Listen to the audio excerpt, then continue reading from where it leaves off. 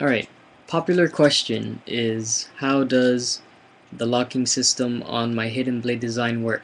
I'm gonna be explaining that in this video. Here's the device, here's the blade, and that's the blade locking right there. And here's the retract. Now, I don't know if you can see, but inside of here there's a paper clip or bulldog clip, and one of the tabs is pushing down on the surface of the blade. Now I have a string wrapped around that tab, so then when I pull on the string it lifts it up off of the surface of the blade. You can see it's pushing down on the surface and now it's lifted off of the surface. The pin is pushed down on the surface of the blade in a diagonal direction like this. So let's say this is the front of the blade and this is the back of it, and in the back we have little divots and holes. Now because the pin is pointed down in this direction, the blade can move out this way but not back the other way because there's resistance, and the lock is placed in a fixed position so that it can't bend back the other way. Now the only way to release the lock is to lift it up. As I showed you earlier, I had a string tied around the pin, and when you pull on the string the pin lifts up like this. There's a spring connected from the back of the blade to the back of the device, and when you lift up the pin it goes back in. Easy as that. Kind of works like a zip tie. If you don't know what a zip tie is, it's like one of those plastic little strips and you can loop it through each other and it locks when you pull it. And the only way to undo that is pretty much the same thing. Lift up the tab that's pushing down into the holes and divots, and then it's free to move again. So here's what's actually going on inside of the blade. We'll make pretend that the pencil is the pin and the ruler is the blade.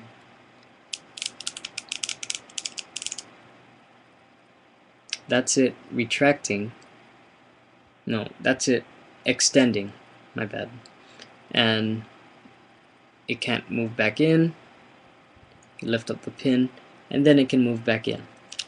That's basically how it works. I don't know how to get any simpler than that because I've explained it so many times in my tutorials and other videos. It's just a really simple concept that a lot of people aren't getting, which is really starting to annoy me. So there it is again. I don't know if you can see that.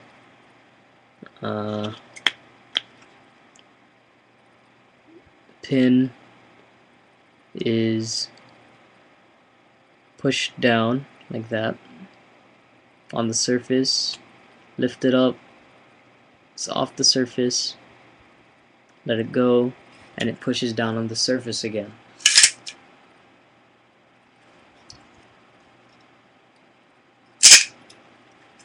Now I'm gonna be showing you exactly what it looks like now. I just need paper and a pencil.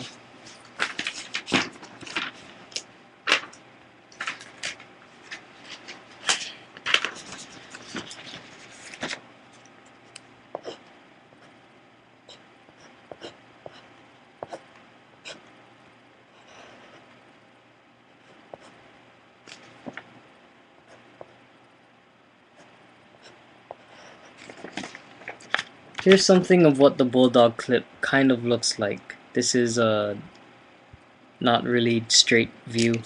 Here's what it looks like from the front. Like this. Now, the square is the black clip, and that little weird tab looking like thing, that's the pin. You bend it with 2 pliers, and bend it into the shape of a spoon. So you make it pointed,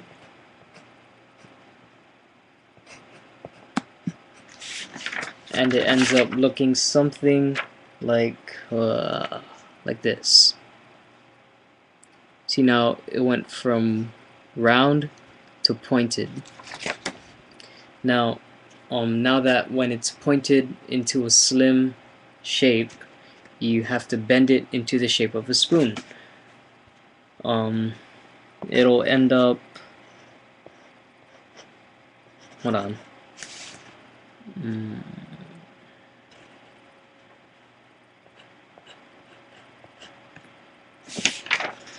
It'll end up looking like this. That's how it's going to end up looking after it's bent. So there's 2 tabs on this device inside of the locking pin. You have one tab that isn't bent and one tab that is bent into the spoon shape. Now here it is up here. Now the upper tab, the one that's straight, is screwed to the top casing of the device, and that's how you attach it. Basically, you just put a screw through this hole and attach it through another hole inside of the upper casing. This tab down here represents the locking pin. Here is the pointed tip that pushes down onto the surface of the blade. Because the bulldog clip stretches like that, it can move underneath it, the blade can move underneath it, and it'll be bending just a little bit, but not too much, depending on the space that you put in between the 2 cases. Another thing about the width is, well, more like the thickness, is that the pin cannot be pushing too far down or too hard onto the surface of the blade. If the pin pushes too hard on the blade, then it'll have a hard time extending out because there's too much friction, and it'll require more force to extend it out. So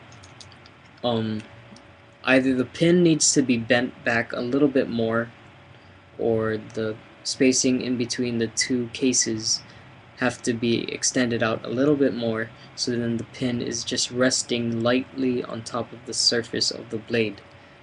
So then it slides out easily, but still pushes down into the holes. I hope that explained all of your questions, and I hope I don't get any more emails and messages containing that question, because I'm trying my best to explain it, and it's really simple, and it's bothering me that there's a lot of people asking the same question even after I explain it, and it just bugs me that some people don't get a simple concept like it. Believe it or not, it is a really simple concept. Just try not to think too hard. I hope this answered all of your questions. I hope I don't get any more emails and messages containing these questions. Again, yeah, I know I said it twice. And if you're planning on building one of these, good luck. I hope you know how it works now. And good night.